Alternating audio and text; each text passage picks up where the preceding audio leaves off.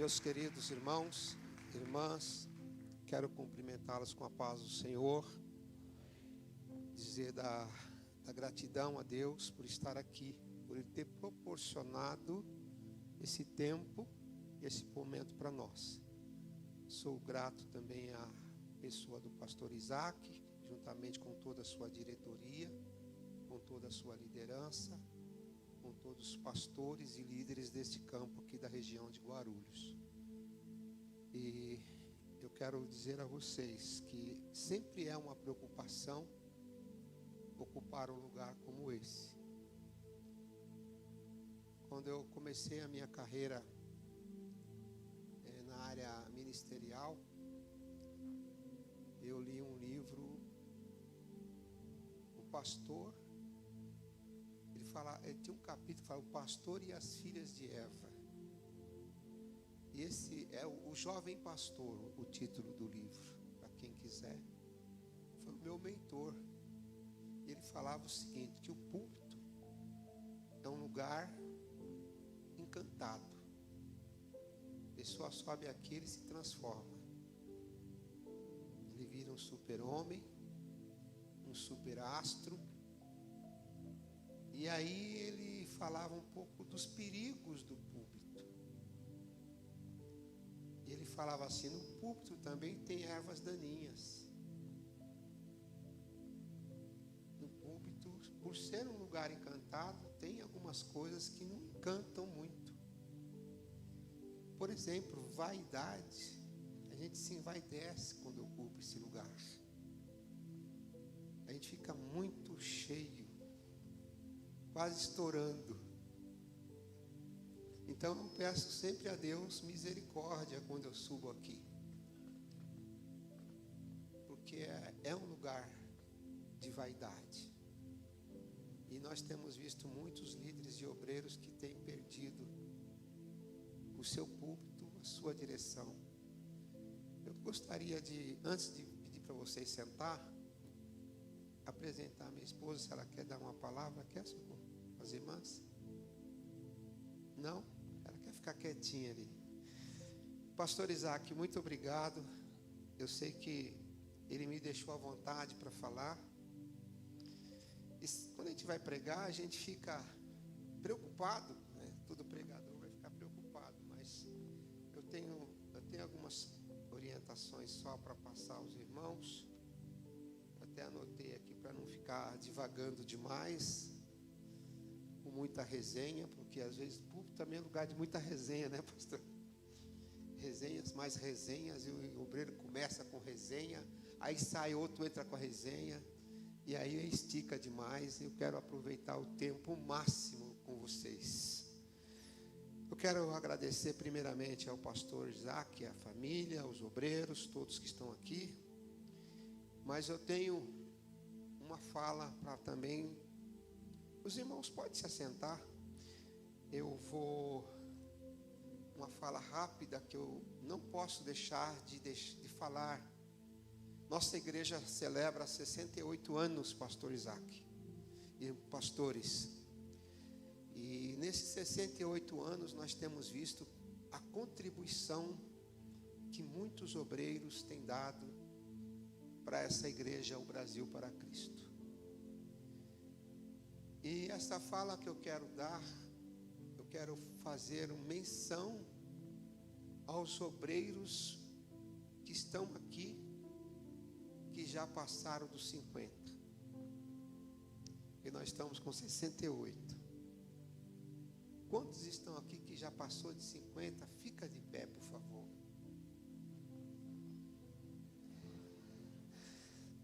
Tem alguns menininhos aqui. Tem alguns meninos, mas a maioria deles já são masters. O Isaac levantou, olha lá. Eu quero fazer menção a essa liderança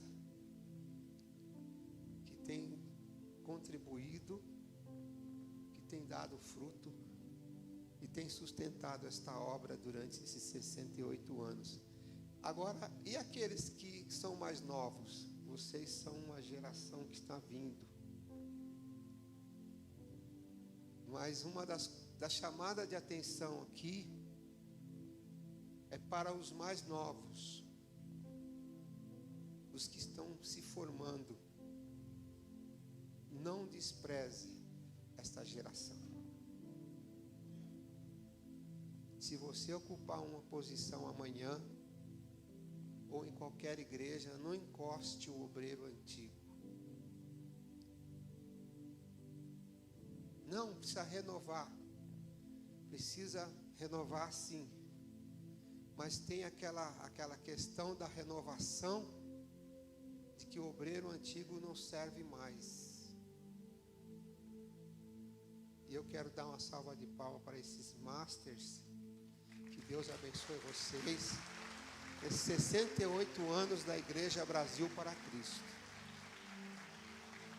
Que Deus abençoe. Essa é uma palavra que eu quero dar para vocês, sabendo que nós somos uma igreja que estamos envelhecendo.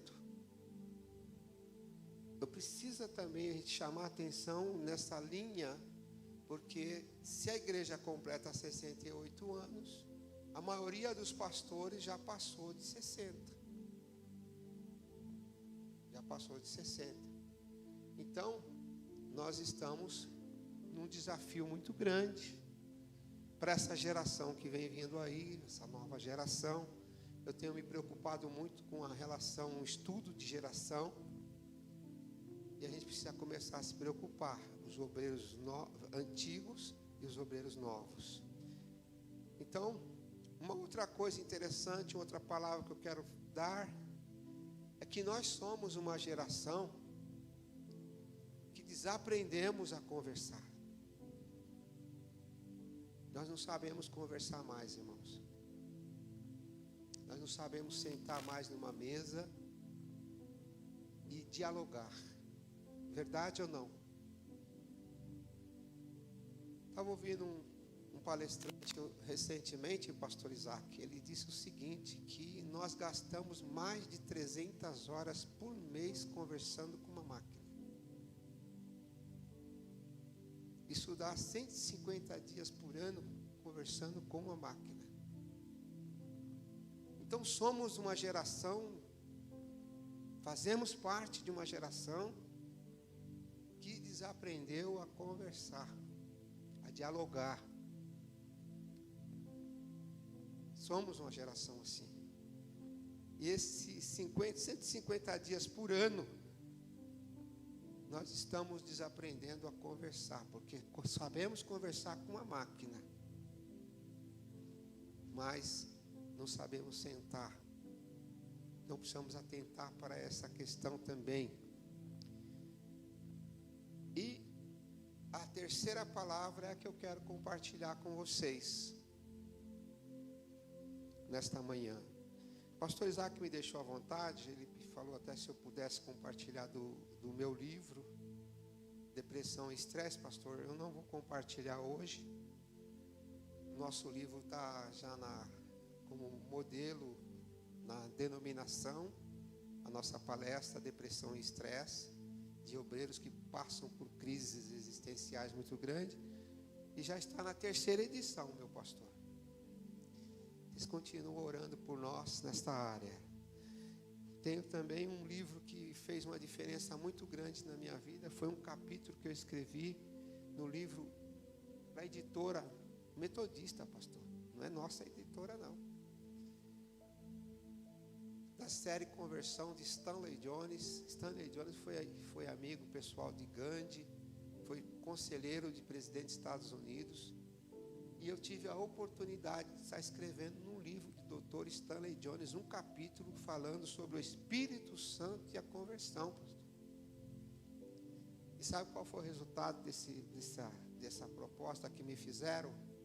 Durante a pandemia, só para vocês ficarem sabendo, durante a pandemia, pastor, assim que entrou a pandemia, que fechou tudo, eu não parei de estudar.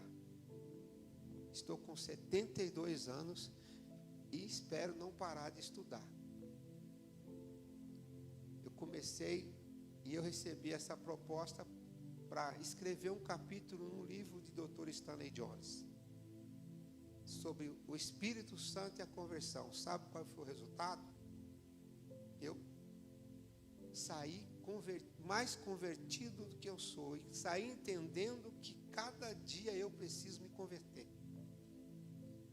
Eu entendo que a conversão é um processo na nossa vida. Enquanto você viver, você precisa estar se convertendo a Deus. E aí, o diretor da editora me deu 50 dias, pastor, para entregar o texto para ele. E em 50 dias eu entreguei o texto para a editora. O meu livro seria o livro 7 da coleção. É uma coleção. Ele saiu no livro 3. O Espírito Santo me deu graça para entregar o texto em 50 dias.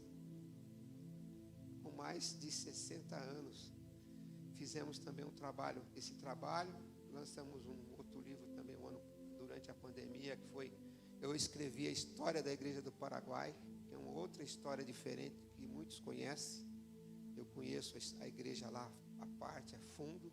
Eu escrevi para ajudá-los, para divulgar o trabalho deles lá. Paraguai para Cristo também. Esse aqui é só para ajudar a igreja lá. E vamos agora para uma passagem que eu quero compartilhar com vocês. Nós estamos numa época que o obreiro, o pastor precisa estar bastante antenado, bastante atualizado, muito atualizado. Não dá. Outro dia eu dei uma palestra falando sobre idosos em nossa igreja. Eu disse para ele: faça algum curso, nem que seja um curso para plantar batatinha, mas faça. Porque o idoso é aquele tipo de pessoa que ele vai envelhecendo e a memória dele vai ficando para trás. Eu li um livro de um doutor, ele falava o seguinte, que se você fizer um curso, 3 anos de um curso, seja ele qual for, pastor Isaac, 3 anos, todo o conteúdo que você recebeu daquele curso, durante 3 anos, ele vale para o primeiro ano, pastor Luciano, para o primeiro ano de atividade sua profissional. Então, o que eu quero dizer com isso? Que um obreiro, que um pastor, que um líder precisa estar constantemente reciclando, estudando. Por exemplo, um líder de missão que não sabe falar inglês, precisa aprender. Se ele estiver aqui, é uma boa deixa para ele. Pelo menos um palavreadozinho. How are you? Tal, very well. Thank you. E alguma coisa. Então nós precisamos. O mundo está se desenvolvendo de uma maneira tão rápida, que nós precisamos, irmãos, mesmo aqueles mais idosos, precisa se reciclar. Precisa aprender. Eu passei esse tempo da pandemia todinho estudando e fazendo, pastor Isaac, um estudo sobre chamado PAN, que é um projeto de assessoria ministerial para pequenas igrejas, até 100 membros. Que as igrejas pequenas são as igrejas que mais dificuldade têm de assessoria. E precisaria essas igrejas menores ser mais bem assessoradas. O pastor acabou de dar uma palavra aqui muito séria, que ele foi à igreja e chegou lá, estava fechado. Talvez não é por mal intenção que o dirigente fez isso. Talvez por falta de uma boa comunicação. Mas eu estou tomando o papel de presidente da comissão, pastor. Você me chamou para falar.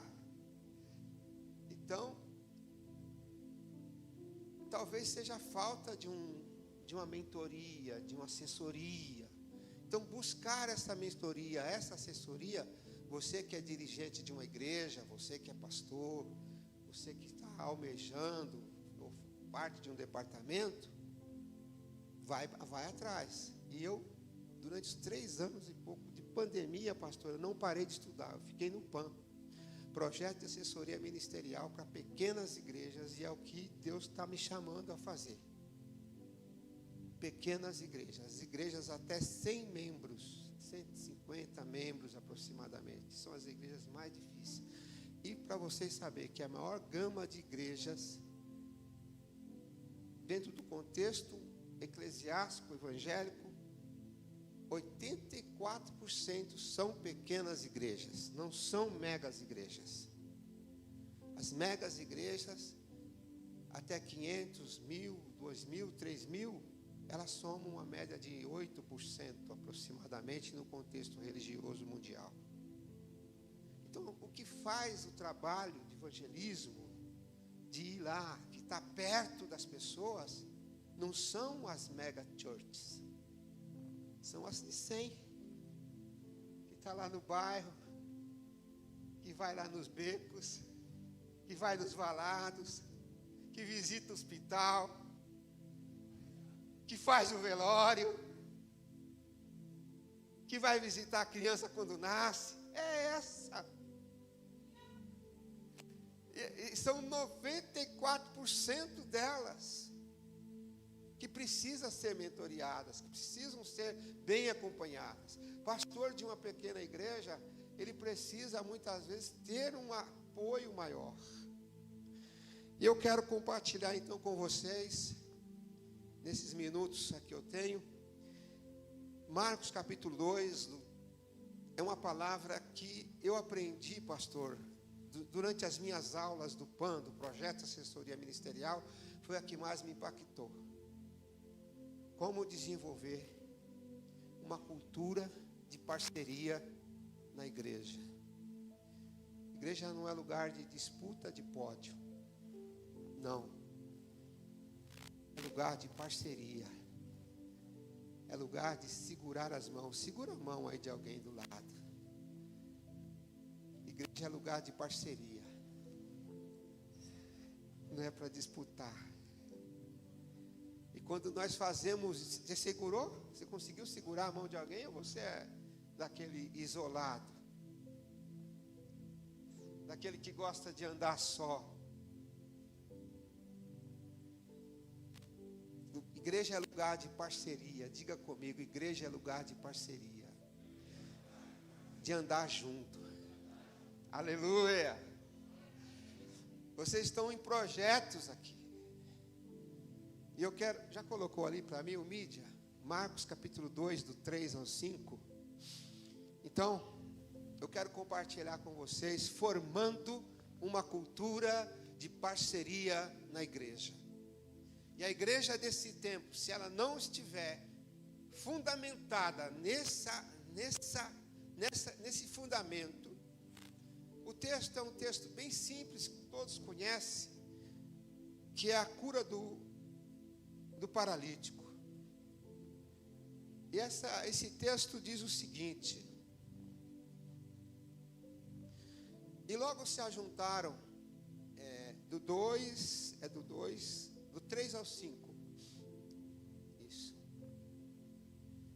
Já do 3 ao 5, essa história é bastante conhecida por nós.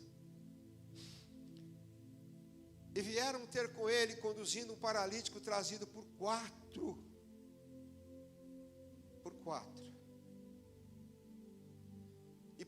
E não podendo aproximar-se dele por causa da multidão, descobriram o telhado onde estava. E fazendo um buraco, baixaram o leito em que jazia o paralítico. E Jesus, vendo a fé deles, disse ao paralítico: filho, perdoados estão os seus pecados. Os teus pecados. Obrigado, Senhor, por esta palavra. Nesse texto eu quero destacar com vocês algumas características indispensáveis numa equipe de trabalho.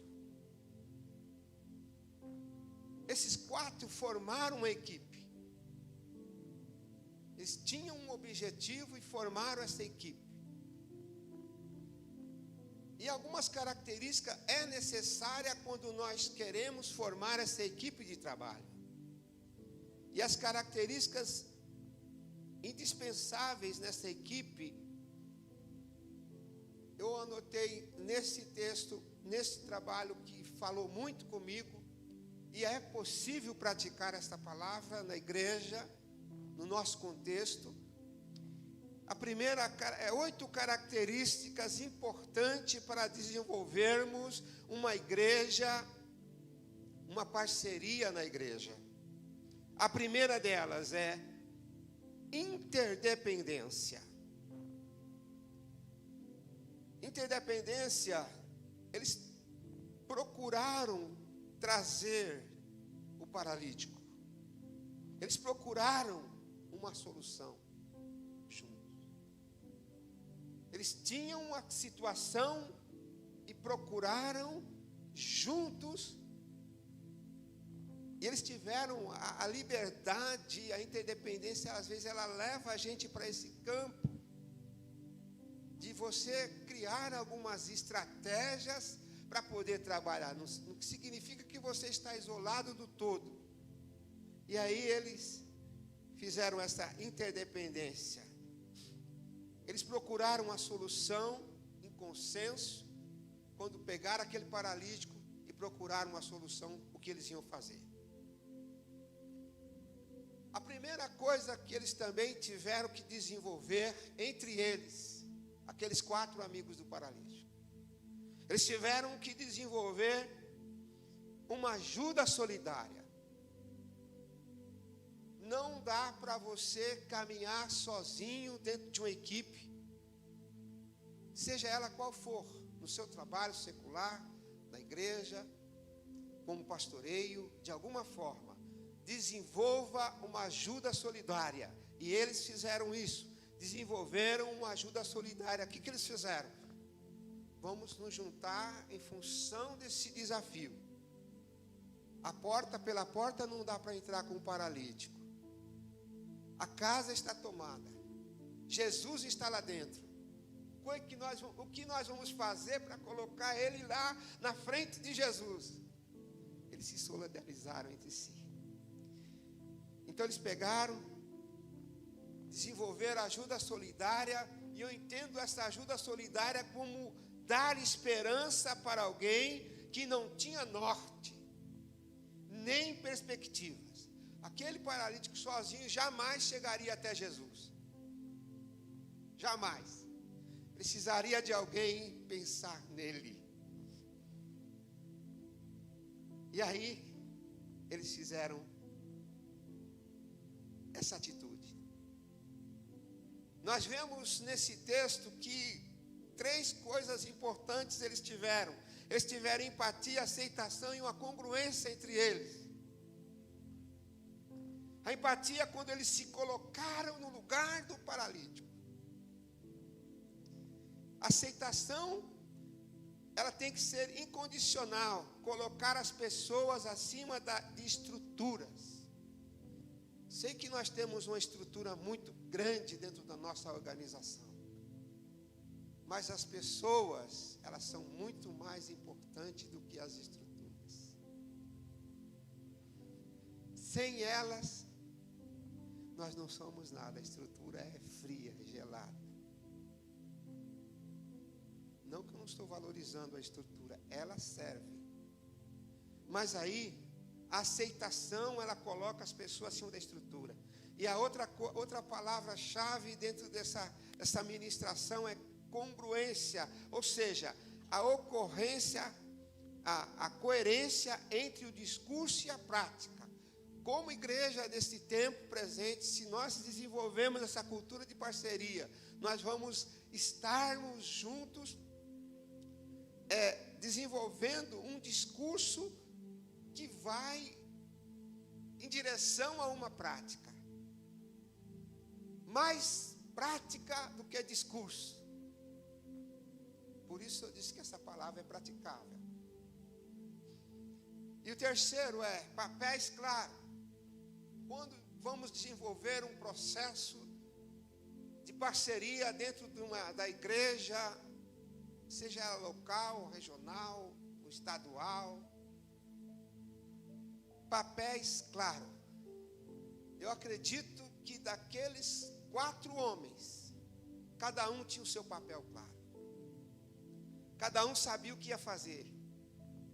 Um ia empurrar, um ia segurar a maca de um lado, o outro ia segurar do outro, o outro ia apoiar, um ia subir e tirar o telhado. Tem 4 amigos do paralítico aqui, irmãos? Eu faço, tem alguém que faz parte desses 4 amigos do paralítico aqui?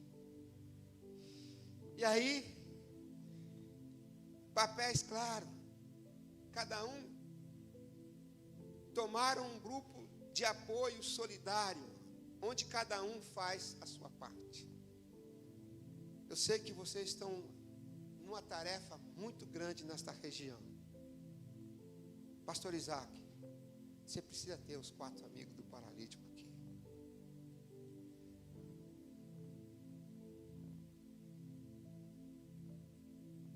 O apoio solidário. Cada um faz sua parte. Desenvolva o apoio solidário. Trabalhar o que fazer na equipe. Sempre procure o seu lugar. Todos têm um lugar na equipe do reino de Deus. A 4ª característica: coragem para superar obstáculos. Aqueles homens chegaram com aquele paralítico lá na casa tomada. Eles olharam, mas eles superaram o obstáculo. Não dá para voltar atrás. Pastor Edmilson, não tem jeito de voltar atrás. Coragem para superar obstáculos. Agora vai uma palavra para nós que somos obreiros, que estamos sentados aqui todo bonitinho, gravatadinho, palitozinho, cheirosinho. Tenha coragem de enfrentar obstáculo, irmão, na hora que vier dificuldade no teu ministério. Obreiros que enfrentam desafios. Eles não podiam se aproximar de Jesus, mas eles ultrapassaram barreiras. Deus está falando com você alguma coisa, querido? Ultrapassar barreiras. Eles chegaram e ultrapassaram barreiras. Eu estava lendo, eu peguei um texto básico, um texto para colocar aqui depois, e eu achei muito interessante que um bom estrategista, ele se cerca de pessoas também estratégicas. E aqueles 4 amigos do paralítico, eles fizeram essa pontuação aqui, né? E aí eu peguei um esboço aqui pequeno sobre um perfil de líderes que a igreja precisa nesse século agora, nesse tempo agora. Não dá para ser aquele líder que fica pensando na divisão. Não, tem que juntar. Tem que se unir. Davi tinha os seus valentes. Você já deve ter ouvido essa pregação aqui. Mas tinha 3 homens no ministério de Davi que fez diferença, que eram os valentes. Tinha o Jabezão, tinha o Eleazar, que fazia parte dos 30, pastor, e tinha também o Samar. Esses 3 guerreiros eram chave. Os 3 guerreiros valentes ali no ministério de Davi, que ele se cercou. Dentro dos 30 valentes ainda tinha esses 3 que eram os mais destacados. Eu marquei aqui, esse Jabezão lutou, derrotou 800 soldados. Olha só, coragem, Meu Deus, nós estamos precisando de homens de coragem. Homens de coragem. O outro lutou até a espada ficar colada na mão. Tem homem, tem obreiro aqui que a espada vai colar na mão. Vai lutar até o último instante. Esse texto aí está em Primeiras Crônicas. Deixa eu ver aqui, para dar a referência para vocês.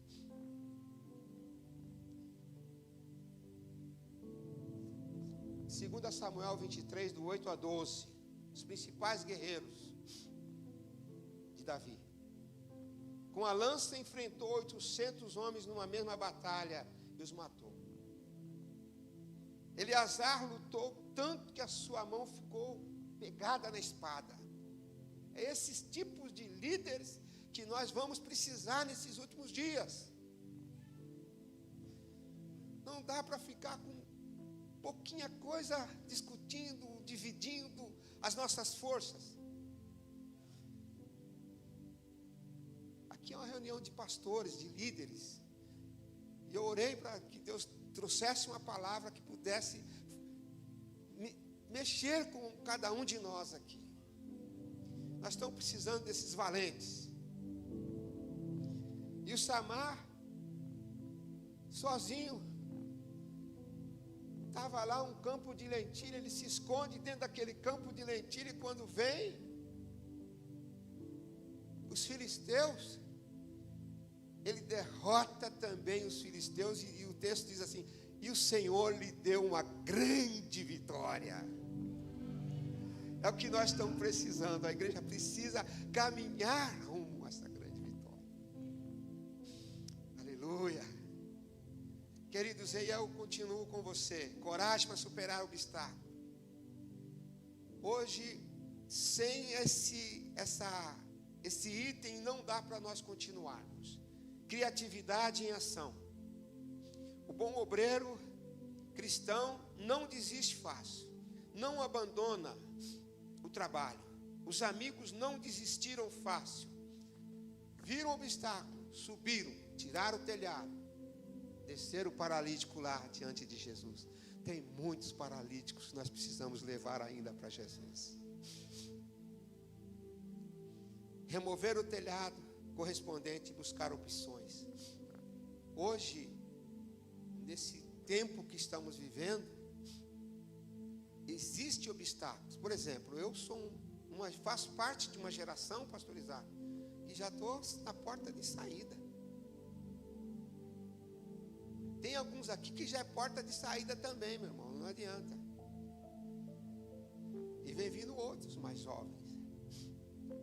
Mas nós precisamos começar a superar os obstáculos. A igreja vai ter mais dificuldades ainda. Eu estive numa igreja recentemente, pastor, quando eu comecei a olhar assim, com tatuagem aqui, outra aqui, outra aqui. Como é que nós vamos alcançar essa geração? Nem que seja para colocar eles para dentro. É um obstáculo para nós? É um obstáculo. Mas aqueles homens, eles não estavam preocupados. Eles estavam preocupados em levar o paralítico a Jesus. O restante é Jesus que vai fazer. Aleluia. Quando Jesus olha a fé deles, ele desce lá, Jesus olha para ele e fala: filho, perdoados estão os teus pecados. E o paralítico levanta. É isso que Jesus está preocupado conosco. Sexta, disposição para correr o risco. Irmãos, a gente tem que arriscar. Ah, mas não vai dar. Vocês têm uma tarefa aqui agora, né? Na cidade, de colocar um representante na Câmara. Já tiveram antes. Mas não é nisso que eu quero dizer. essa disposição para correr risco, querido, lá na sua paróquia onde você está, no bairro lá, na beira da comunidade onde você está, tenha disposição para correr risco. E eles fizeram isso. Pela abertura, eles desceram. Fizeram a abertura e desceram. Prontidão para pagar o preço na realização do projeto. Olha, querido, vou falar uma coisa para você. Se você é obreiro e não quer pagar preço, pode entregar sua credencial. Chama o pastor, chama a secretaria, chama o secretário. Fala, pastor, está aqui. Eu não quero pagar preço. Eu lembro quando eu fui chamado para a comissão ministerial de ética, a primeira coisa que eu abri mão, pastor Luciano, foi de passar cheque. Você lembra quando tinha cheque voador, cheque borracha, cheque não sei o quê? 2V, vai e volta. Em breve voltará, mas até esse também. Eu fiz isso. Parei. Porque eu sabia que se eu passasse um cheque, pastor, estando na comissão, e esse cheque voltasse, para mim seria uma grande vergonha. Eu parei. Não usei mais. E se você perguntar, pastor, já voltou algum cheque seu? Eu falei, já voltou. Mas não depois que eu assumi a comissão. Eu trabalhava numa empresa que o pagamento caía atrasado, eu passava o cheque para a data do pagamento, estava descoberto, o cheque voltava. Mas não intencionalmente. Então, paga preço. Ser pastor, ser obreiro, ser líder é pagar preço. Disposição para correr risco. E a 7ª, serviço persistente. Esse negócio de começar e parar não está certo. Ou começa uma coisa pequena e vai até o fim, ou não comece. Eu tenho esse princípio comigo. Disposição para correr risco, serviço persistente. Aqueles 4 amigos do paralítico foram persistentes. E só chegaram ao final daquela tarefa porque eles foram persistentes. Eles desceram o leito, servindo sob pressão e tensão. Se você não quer passar por tensão, por pressão, por alguma situação, não adianta. No ministério cristão, devemos servir, mesmo sob tensão e pressão. Ser pastor hoje não é fácil, irmãos, é passar a noite sem dormir.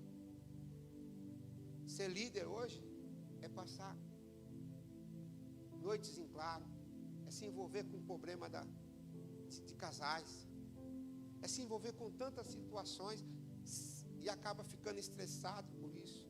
Então, ministério cristão, devemos servir mesmo sob pressão. E a 8ª é que Jesus olha para aqueles paralíticos, ele precisa ter visão e fé. Uma fé sinérgica, funcional. A visão de fé que impulsiona uma ação corajosa. E aí nós vemos uma cooperação eficaz, uma ação conjunta para alcançar objetivos comuns. Humildade para pedir ajuda. Oi, você é daqueles que não gosta de pedir ajuda? Então, mude esse perfil. Peça Sempre lá na palestra que eu dou aos novos pastores, eu falo: nunca ande sozinho. Peça ajuda. Peça ajuda. Ah, mas eu sei, já formei, sou formado, sou psicólogo, sou não sei o quê. Querido, vai chegar uma hora que você vai precisar de ajuda. E aí você vai ter que ter alguém ao seu lado. Ah, mas eu já sou maduro, já tenho 60, 70, já passei por essa escola. Peça ajuda. E aí, humildade para pedir ajuda, estar disponível para prestar ajuda a outro. Na igreja, a cultura de parceria é ter humildade para pedir ajuda. Sabe, às vezes aquele dirigente, eu sei o que é isso. Eu já fui dirigente de uma congregação bem pequenininha. Meu presidente, ele pensava assim: o pastor Paulo que está lá, ele não precisa de mim lá. Mas eu era a pessoa mais necessitada do meu presidente. Quando ele aparecia lá no dia da ceia, irmãos, eu dava pulo dessa altura de alegria. Quando o meu presidente, pastor Arnaldo, aparecia. Então, peça ajuda. Ah, não, eu consigo resolver a situação aqui sem incomodar, sem nada. Peça ajuda. Tenha humildade para isso. Aqueles 4 amigos, um ajudou o outro. Estar disponível para prestar ajuda também ao outro. As equipes criativas, criativas. Esses 4 amigos foram criativos. Mudam métodos quando necessário. Tem coragem para quebrar paradigmas. Está quase chegando a minha hora. Chegou? O pastor já levantou a gravata. Ele fez assim. E eu já vou fechando. Ter coragem para quebrar paradigmas. Se adaptam de acordo com as circunstâncias. E a equipe de bom senso. Ser realista. Ser realista. Seja realista. A realidade que você alcança. Unir a equipe em torno de um propósito. Vocês estão aqui. Se unam em torno desse propósito de vocês. Sejam os 4 amigos do paralítico. Um deles. Tem algum deles aqui? Com essa visão de andar em equipe? Tem? Vamos saudar ao Senhor então. Uma salva de palmas. Agradecer a Deus. Vamos deixar o orgulho de lado. Vamos buscar ajuda.